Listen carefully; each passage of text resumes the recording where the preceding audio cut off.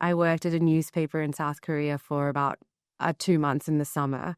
And the moment I remember that I realized this is what I want to do for a job is when I saw my name published under the article that I wrote in print.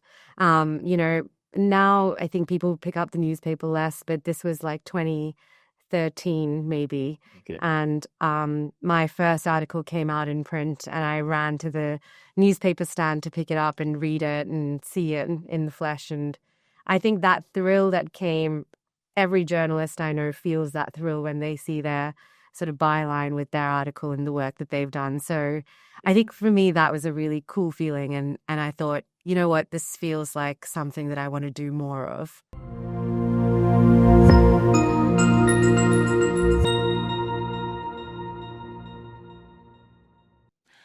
What's it really like to work inside the world's biggest newsrooms, cover global events, and interview some of the most influential people on the planet? Today's guest knows because she has done it all.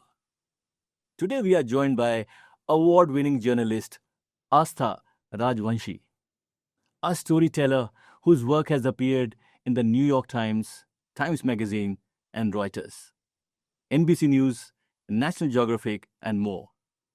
Based in London, she's reported on issues and people across the globe, from sensitive human rights investigations to unique cultural stories. She received the 2022 Matthew Power Literary Reporting Award from the New York University and graduated from Columbia University. In this episode, we will dive into her childhood influences, the moments that shaped her career, the stories that left a deep impact, and the realities, both beautiful and brutal, of life in journalism. Whether you are an aspiring writer or a curious student or someone who believes in the power of truth, this episode will open your eyes, challenge your thinking, and remind you why stories matter. Astha, welcome to the show. You have covered everything from starvation crisis in Gaza to foxes at Google's headquarters in UK, interviewed investor Vinod Khosla about AI, and spoken to Deepika Padukone, and even written about the grand Ambani wedding. How does that all make you feel? Well, hearing all of that definitely makes me feel great. But when you're doing the job, you're not thinking about, what you've done in the past. Every story is a new story to be told. And I think that's what makes journalism so exciting. When you meet someone new, you want to learn about their life and their journey. So, yeah, I feel great. But doing the job every day makes me feel great as well. I agree. So let's start with what was your childhood like growing up, and how did your family environment influence your curiosity and worldview? Yeah, I think both my parents had a really big influence on me wanting to become a journalist because on the one hand, my mother, she's a Hindi poet, she's a writer. She also dabbled in journalism herself. So I remember when I was very small, one time we had, I think she was a model or someone in the entertainment industry came to our house and my mum was interviewing her. And that was one of the first times that I remember wondering what journalism was and asking people questions, what that kind of experience was like.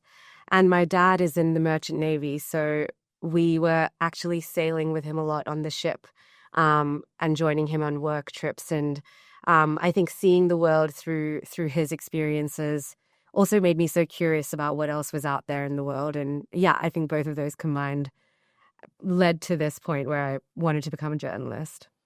So I guess if I have to summarize, your adventure came from your dad, and your literary and creative side came from your mom. Yeah, right? exactly. Yeah.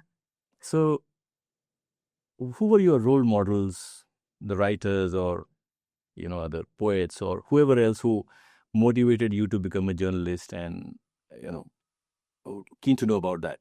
Yeah, it's interesting because when I was in primary school and even in the early years of high school, I wasn't actually thinking too much about my influences in writing. I read Harry Potter like every kid, and I used to read a lot of, now I would say, trashy sort of children's novels like The Babysitter's Club. But when I was in my last few years in high school, my English teacher introduced me to authors like Virginia Woolf, Arundhati Roy. I was reading a lot of poetry at the time. And I think those influences really started to make me think about the craft of writing and how you sort of construct sentences, what you consume as a reader, and then what you want to write as a writer. So yeah, in the last 2 years in my HSC, I think I started to really think about English as a language. English as a language. Then we talked about it.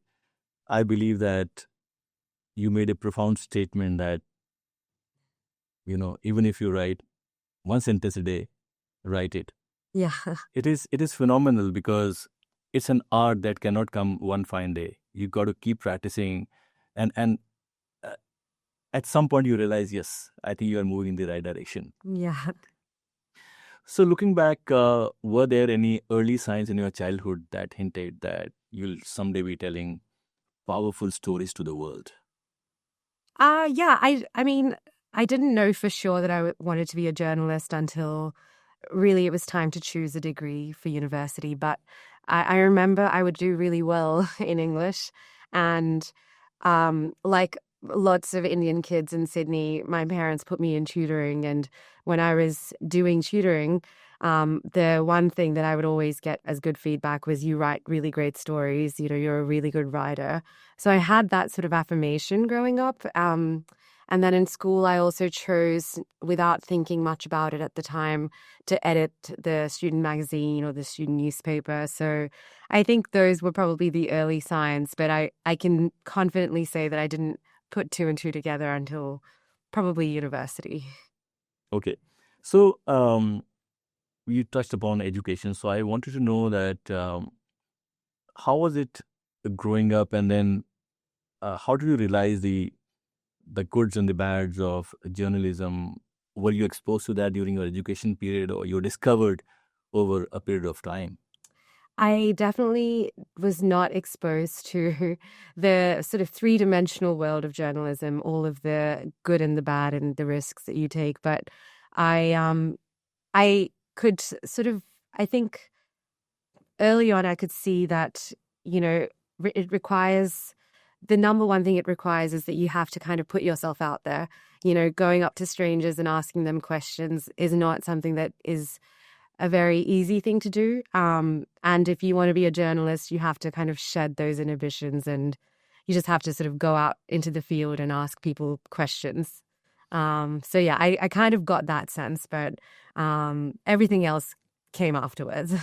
I know you were shy. Yeah, And I'm very shy. it was interesting to know that you eventually moved into a field that needs a lot of people facing and communication, and obviously being on TV and other media as well. So was it something that it was a moment of aha for you, or it was something that you gradually felt that, okay, now this is where I want to be, or somebody influenced you to take up this field? Yeah. Keen to know that. Yeah, the way it really happened was I did media and communications at Sydney University in my undergrad, and that is a wide field. You can go into PR, you can go into TV journalism, you can go into even media strategy. So it was not clear at the time that I was going to be a journalist, but I got an internship through my university to go to South Korea, and I worked at a newspaper in South Korea for about 2 months in the summer. And the moment I remember that I realized this is what I want to do for a job is when I saw my name published under the article that I wrote in print. Now I think people pick up the newspaper less, but this was like 2013 maybe. Okay. And my first article came out in print, and I ran to the newspaper stand to pick it up and read it and see it in the flesh. And I think that thrill that came, every journalist I know feels that thrill when they see their sort of byline with their article and the work that they've done. So I think for me, that was a really cool feeling. And I thought, you know what, this feels like something that I want to do more of. Interesting. And this is a phenomenal feeling of seeing your name Yeah. newspaper or seeing your photograph on the newspaper for that Yeah. matter. Looking back, do you still feel that it was the right decision to come into your field? Would you still like to be in the field, or you would want to change it? What do you think about it? Yeah, I think looking back, I would not change a thing, because telling stories is both such a privilege and also such a joy, to be able to kind of talk to anyone and everyone. Then the coolest thing about the job, and I often hear this from journalists, is, I can go up to anyone and ask them anything. And, you don't get that kind of access in other professions. I'm someone who is also curious and motivated by other things in life. So I'm actually currently transitioning into a different career field, but it's still very relevant to my journalism skills, because I still get to ask lots of questions and write, and those are the things that I think I enjoy the most about journalism. So no, I don't think I would change anything. That's amazing, and it's good to know that you are happy about the profession you are in. Now, from your experience, and I'm sure audience would love to know about it, are there any one or two profound stories that have left a deep impact on you and how you look at the world? Would love to hear about it. Yeah, absolutely. Most recently, I was at NBC News in London, working on their international desk. And while there, I was covering really everything that was happening in the world, but that mostly included the biggest stories of the day, which is Gaza and the war in Gaza and the war in Ukraine. But the last story that I did at NBC was about malnourished babies. And we had crew on the ground in Gaza that had gone to the hospitals and actually spoken to the mothers and their children, who were very, who were starving and very acutely malnourished. And being able to kind of see that, you're the second pair of eyes that gets to see what's going on the ground and listen to their stories. That to me was a very that was a very amazing experience, to be able to write about that and capture those voices. And another story that I did a few years ago, I was based in India. I was covering a lot of issues in India. I got to go out to Chhattisgarh and speak to the Adivasi community, which is the sort of tribal indigenous community of India. And it was about the deforestation that was happening and the displacement of their homes because of, I guess, the mining industry, the coal mining industry. What region was that? Chhattisgarh. Oh. Yeah. So it was the Adani coal mines that are basically developing there. But I spent time with those communities and stayed in their village with them and spoke with them. And those experiences also left such a big mark on me, because I think being able to write about these issues from in London, which is what I did with Gaza, for example, is of course such a huge privilege and is really eye-opening. But being able to be in the community and seeing it with your own eyes is, exposure and knowledge to another level. So, yeah. I agree. And look, these things shake you emotionally, and it'll be interesting to know that you see all this and then it leaves an impression, maybe lasting impression. But then how do you tackle this emotion while staying objective? Must be hard. It's very hard. I mean, one example I remember in the early months of the war in Gaza, this was end of 2023. NBC has a crew, but I was working for Time magazine at the time, and I was the person making calls to first NGOs, international aid groups that were on the ground, and they would actually put me in touch with families.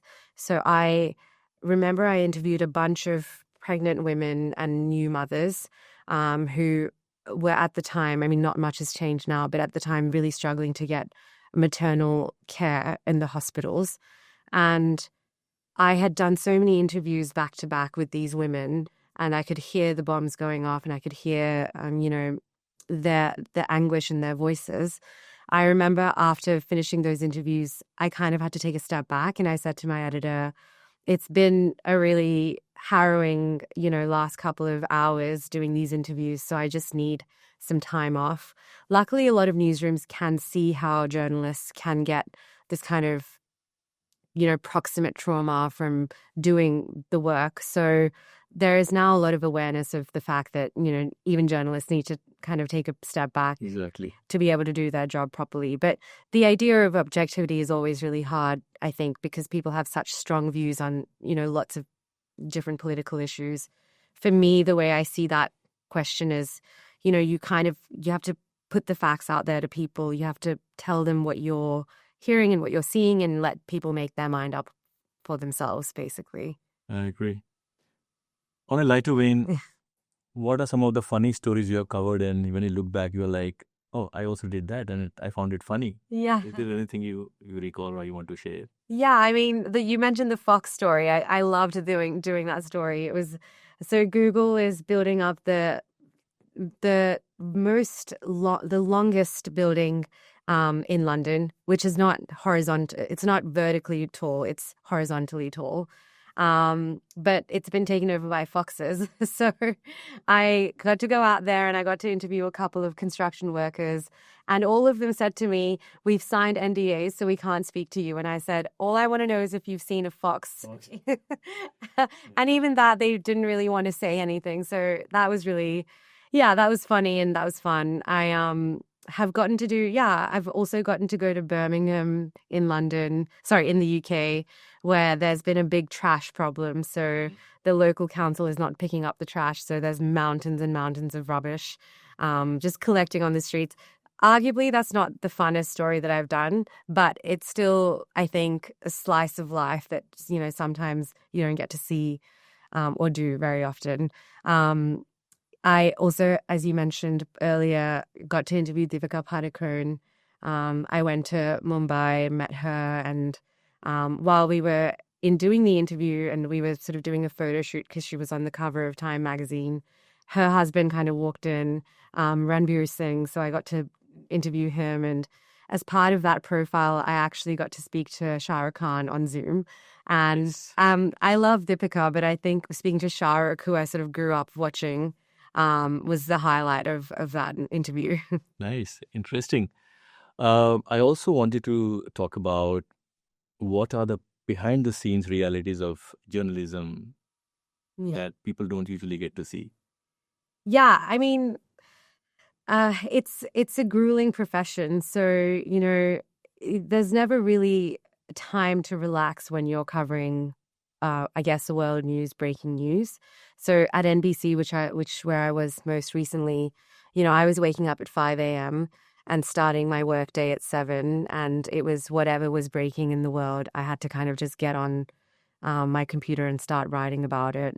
You don't really get to relax even when you're off the clock, because so much is happening in the world these days that you constantly have to make sure that you're keeping up to date with what's going on. So that is number one. And the second is, we live in a very polarized world at the moment. People have access to information in lots of different ways, not just reading the newspaper or going online to look at the news.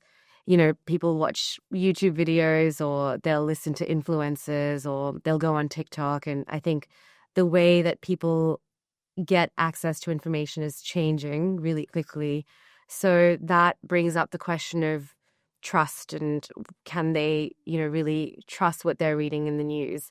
And it's something that, has come up a lot in news organizations. How do we tell people that the work that we're doing matters, and, what they're reading is right and accurate? So, yeah, those issues have come up a lot. But for me personally, every time I write about something, people have lots of opinions and views, and they may not always agree with what they're reading.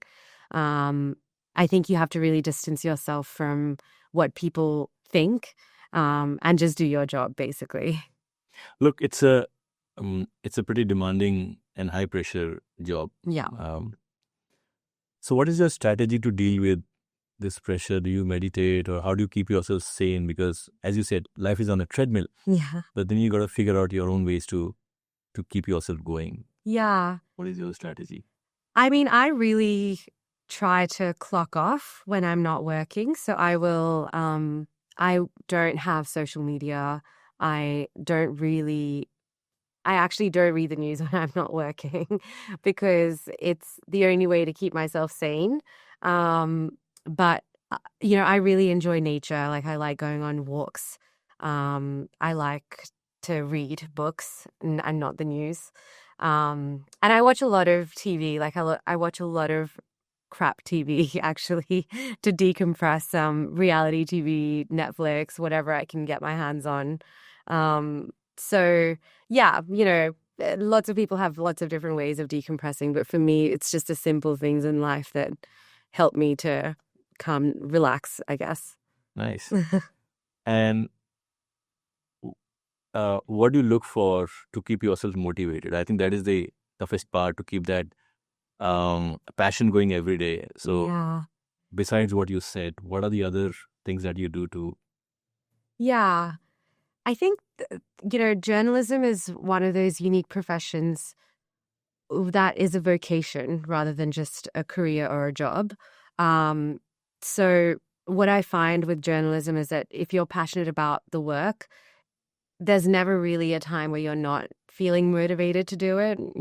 Even on the most tiring, exhausting days, I haven't hesitated to get out of bed and to do the work. But certainly, I think at the crux of journalism is good writing and good storytelling. So reading really good stories and reading other people's writing is a really good way to motivate myself. When I read some really beautiful writing, I think to myself, I want to be able to write that way, and that is the thing I think that keeps me going. Are you planning to write a book? My mom would love for me to write a book. I would love to write a book as well, but and I have been working on something for the last few years, but there's a lot of pressure to get it right, I think. So I've been very slow at progressing. I understand. The bar is higher, so obviously. How has being journalist changed your perception of people, cultures, and humanity as a whole? Yeah, I think one thing that I've realized with all the interviews that I've done is, even the people that you think are maybe on the wrong side of history or aren't doing something that you like, everyone is still human at the end of the day. Humanity is such a universal thing. Everyone wants to kind of tell their story and make their voice heard. That to me feels, in my job, that feels really good, being able to give a voice to people, even if it's not something that someone might agree with. What I've learned about cultures and people, yeah, I think the world is so big and there's so many stories that haven't been told. You know, I would be very happy if I could even tell like 5% of the stories around the world. But yeah, it's a it's it's a worthy pursuit, I guess. I agree. And look, again, in your profession, you might have to pursue stories that you may not like, but are there some personal values that you like to stick to when you pursue those stories? Have you been in a dilemma or? Yeah, no, I've often been in dilemmas. I think values wise, I don't know about values, but one of the things that I really believe in when I'm doing my work is this idea of no surprises journalism. So, going up to strangers and asking them to talk to you and share sometimes very intimate details is not an easy thing to ask of people. And so when I ask them to, can I interview you? Can I write about you? I like to tell them, in advance, like, this is what the story is about. This is what I'll be asking you. Just so that when they see what's printed in the end, they're not feeling like I've duped them or, that they've been tricked like that. I agree. Yeah, that feels like when that happens, with someone that you interview, you feel really like you didn't do your job well, basically. Yeah. But look, it's not the perfect world. There are times when we end up asking questions that the guest wishes, oh, I shouldn't have been asked, and they are on the spot. Have you been in that scenario? Or I have definitely asked questions that people don't want to answer, but that's part of doing the job, I think. And you know, at the end of the day, they do have the right of response to say, I don't want to answer that question. So when that happens, then you know, you just say fair enough and you move on. Um, yeah, I think the idea really is just that, you know, you're having a conversation with someone. It shouldn't be like you're trying to catch them out or, yeah. like some journalists too, they like to Yeah. put people on spot. We won't name them, but yeah, it's you know, it always demands some sort of you know, sticking to the point and ensuring that you get the best out from the guest. What is it that you love the most about your job, and the difficult parts or the toughest parts that you wish you didn't have to handle? Yeah. I think what I love the most about my job is every day is a different story, and it can be from any corner of the world. It can be from like the street, you know, across the road to the continent across the other side of the globe. And that element of surprise and curiosity and world building feels so exciting in a career like journalism. But you know, every good thing has a downside to it. And I think the hardest thing, at least in my experience in journalism, has been, you know, sometimes dealing with um, now with the age of social media, there's a lot of trolling that happens online. There is this feeling of, do people trust what I'm writing? I'm doing my job. I'm trying to do it well, but can I convince them that I've done everything possible to give them, you know, the closest version of truth that's possible with a story?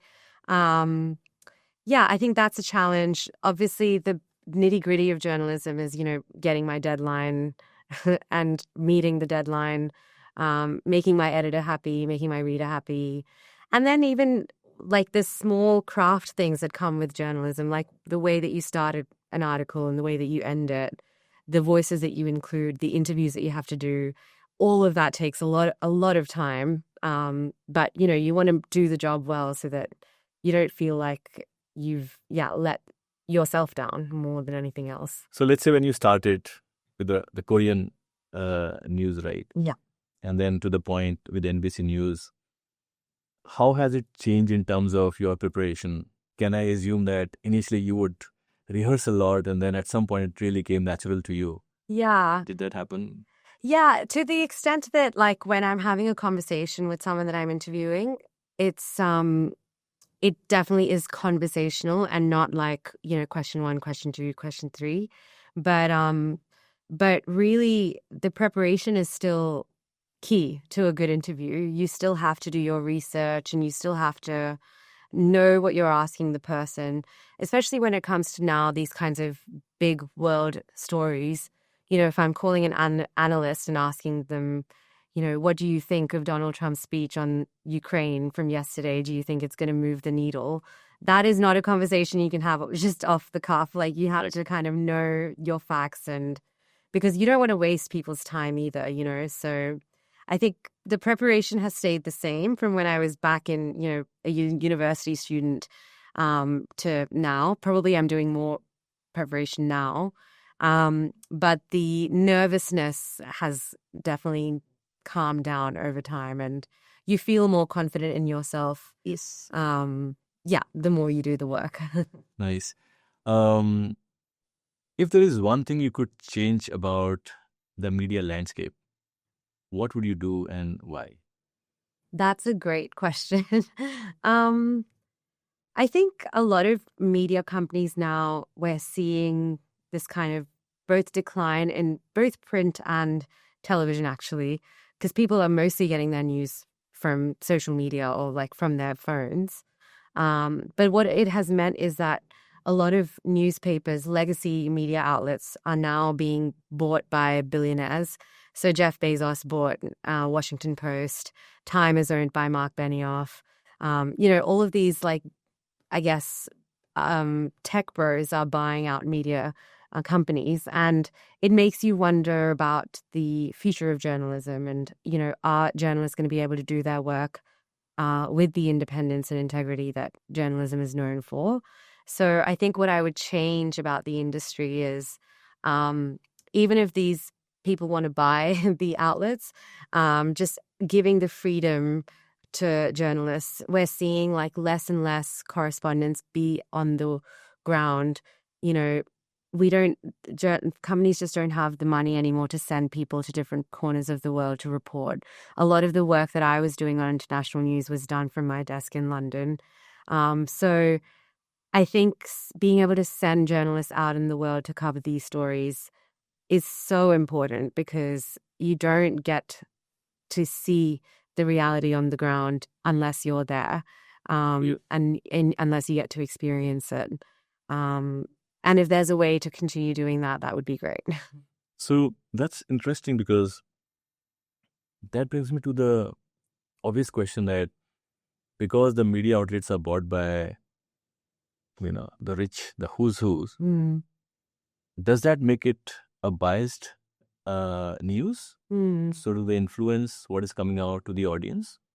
Yeah, I don't think it necessarily, because I do think the one thing that is true of the journalism industry is it has very high standards that it holds itself to. So, editorial independence and integrity is really at the core of the legacy media outlets like, Time, New York Times, NBC. But what does change is maybe the power dynamic. And, someone like Jeff Bezos, he's one of the most powerful people in the world. The fact that he owns the Washington Post, I think the Post can still report on Amazon, but obviously there is this tension that lies, if he wanted to intervene and say, I don't want you to write about this, then that could very well, not happen. For example, Bloomberg, was actually started by Michael Bloomberg. So they don't report on him. And, other publications might write about what Bloomberg is saying or doing, but Bloomberg itself can't. So that tension and those conflicts of interest still exist. Yeah. Or alternately, let's say one of those guys, they have something to offer, a service or a product. So there's a lot of news around that, the positive story around that, just because the owner is a businessman. And yeah. Yeah, exactly. Also, a lot of young people are looking at entering your field, but maybe they are not aware where to start. What is your piece of advice for them? Yeah. In some ways, not much has changed in journalism, where, young people should apply for internships and try and get as much work experience as they can. The way I started was, as I mentioned, I did an internship in this newspaper in Korea, but I also became an editor for my student newspaper at university. I tried to write and freelance as much as I could. I think one of the first pieces I wrote was for the Sydney Morning Herald, and it was like an opinion piece. And I didn't know what I was doing. Like, if I read that article, go back and read that article, it's very embarrassing, actually. But having that kind of experience and exposure is really good, because it also makes you think about your voice. I think having a voice is really important in journalism. You have to think about what you want to say and how you want to say it, and that quality can only come and be honed by practicing, basically, the art of journalism. But yeah, I think also one of the things that I often felt when I was at university and at school was that encouragement was not really there to pursue that kind of profession, because, of course, it's not an easy profession, but also for someone who went to a selective school and who comes from an Indian background, you don't really hear a lot of parents saying, like, I want my child to go into this profession. And that's fine. I'm not judging anyone for that. But I think that If there are kids who want to pursue it, they should not be deterred by societal expectations. You should only do what you think you're passionate about and what you can be good at, because if you chose to do engineering and you weren't a good engineer, then it's not going to turn out very well for you anyway. I agree. And look, there are so many options today for youngsters to choose. Coming back to our point where you mentioned that you did a couple of things while you were in uni and school as well. What kind of communication and writing skills would you recommend youngsters to start working on? Not everybody might be looking at this profession today, but then these skills are anyways going to stay no matter what industry you are in. So where can they start? Yeah, I think one thing I'm seeing a lot at the moment is people are starting their own newsletters. So Substack has become really popular, and my version of that when I was a teenager was I used to write notes on Facebook, and I would just kind of share like random anecdotes or thoughts with people, and I would get a good response to that. I mean, at the time it was only like all my friends liking it, but I think for me that was a really good and encouraging thing. And so for young people who are trying to even dabble in writing and get better at those skills, write for I guess a platform where people can read your writing and can engage with your views and give you feedback. And if that means maybe starting a newsletter, then that's a great place to start, because it's still a platform, and it's your platform. That's great. Journalism needs courage. Yes. So how do you suggest youngsters can start calling out the truth to the power and building those skills, which obviously takes time? Yeah. I think the courage really has to come from within. I mean, one of the reasons I guess I wanted to be a journalist is because I guess it goes back to what I was saying just before, is I wanted to find my own voice, and I wanted to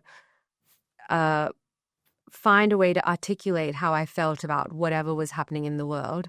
So for that courage, I guess, to come, you have to really be brave and put yourself out there. And, going up to, as I was saying earlier, going up to strangers and asking them questions, that's not a fun thing to do for anyone. Even the most seasoned journalist, I think, knows that it's, it can go one of two ways. And doing it anyway, I think, makes you feel like, I guess you just get better at it. It makes you feel like, okay, you know what? I'm not so bad at this. Even if people say no, I'm going to go out there anyway and do it, because what's there to lose? That you can only gain something from that experience. I agree. How do you deal with writer's block if you face that? Yeah. You were kind of asking, you were mentioning that sentence, the thing that I said. Yeah. That was in direct response. I was asked, how do you deal with writer's block? And I actually really don't think that writer's block is, I don't believe in it for myself. I know lots of people can have it. Yes. But for me, it's really tied up with this idea of fear, of like feeling scared to, again, find your voice and to put it down on a piece of paper.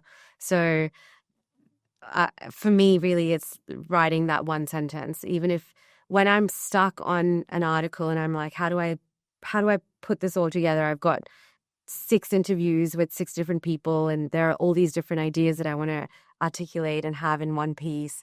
I don't know where to start. I will still just write whatever comes to my head. I'll write that sentence down, and it's usually a terrible sentence, but that's where you start. It's a start, and then you build on it, and that's how you keep going. Yes, and I think that's the best way to keep working on yourself. Yes. And you have worked with various media outlets in different countries. What was your best stint and why? My best stint, yeah. Ooh, yeah. I would have to say it was going to India. I was there for a fellowship from Washington, D.C. Before that, I was in New York, and now I'm in London. But Going back to India, it was during the pandemic, so it was a very volatile time to be in a place like India. And I went there on this fellowship with the idea of writing about India, but it was also motivated by my personal desire to rediscover the country where I was born, where I'm from, my culture, and their stories there are endless. I mean, it makes sense. There's more than 1 billion people in India, but every corner, every city, every village has endless stories. And being able to spend time with so many different communities, I traveled to like 21 or 22 states, saw so many different parts of the country, the forests, the mountains, the deserts, and the villages. It was incredible. And I felt really lucky to be able to see India so up close and to be able to write about such a unique and diverse place. And I think that also leaves you feeling privileged of growing up in a place like Australia and then going there. And there's a sharp contrast in what you see there. Yeah. You see extreme development, and then you see abject poverty. So there's a beautiful comparison that you get to see. Yeah. And who knows, that could be one of the topics for your next book. Yeah, absolutely. And what is interesting is, as an Indian, you obviously feel strongly about India, but I was writing for American outlets and they had deep curiosity about a country like India. It's on the rise, but it's also full of contradictions, as you said. But people wanted to read those stories and wanted to know what's happening in the world's most populous country. So that felt really good to be able to bring those stories to the world. I agree. Okay, now, if you could go back in time and talk to yourself, your younger self, you are still young, but you could go back in time and talk to yourself, what advice would you give? Ooh. I think the advice that I would give my younger self is, don't let your fear or don't let the criticism or the noise get in the way of your work. Like keep doing the work. Journalism is a very insecure industry, I will say. I didn't mention this earlier when you asked me about, downsides, but, there's no, seldom do you get feedback constantly about the work that you're doing, or the affirmation or the sort of compliments. It's a gritty job, and oftentimes, there's a lot of fear of, am I doing the right thing? Am I doing good work? But I think what I learned over time with all of these experiences was to tune out the noise and just focus on the work. Interesting. And what's your message to young people who want to be journalists, but um, they want to go into this, but they also need a lot of courage and grit to be able to navigate the maze of journalism? Yeah. Honestly, it's to keep going. That's the only thing I can say, because there will be so many instances where you might feel discouraged or you might feel like, oh, is this the right thing? But if you really believe in it and you're really passionate about it, then you have to keep going. That curiosity, don't let that curiosity die. Because, on the other side there's so much wonderful, amazing stuff to be seen and to be told. So, yeah.